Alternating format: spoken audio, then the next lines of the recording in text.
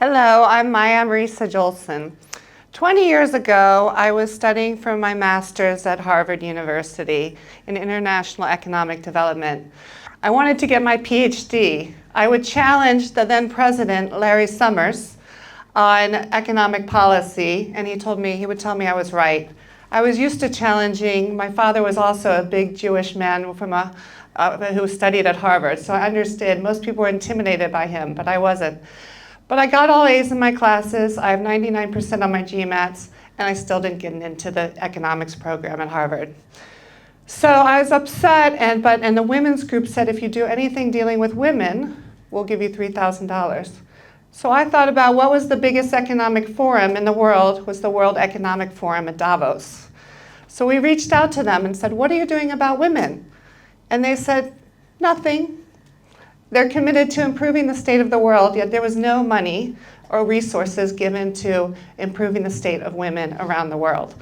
So I said, essentially, they had two women. It was a leaders initiative, but they didn't have a budget and they didn't have the time. So I wrote the first business case for the World Economic Forum, the CEOs and the presidents of the world, about why women matter, which I shouldn't have to explain to Bill Gates, which is what I did, why women matter. Not only would they not exist without us, but we're over 50% of the world, we're 60% of the educated labor force, and we're over 80% of purchasing decisions. So the men finally listened, and they started the gender program, the World Economic Forum, and all the companies, McKinsey, all the big companies came out and said, hey, women and diversity creates better decisions and better financial outcomes. So there's now tons of data that I helped initiate about the importance of diversity in making better decisions. But I'm still in finance. I'm often 20, the only woman in the room, the only woman hired. And they hired me, why? To put me on their website, right? It's not true. Most of these diversity is not really about making changes. It's all lipstick on a pig. So I have this frustration about being on the website but not being in the decision-making committees, right? So, and being muffled about what I can say. So I met Lily and Harry, and they said, why do you come to the Speakers Are Leaders course? And so I did, and so now there's the opportunity where the data didn't make an answer. It didn't make change.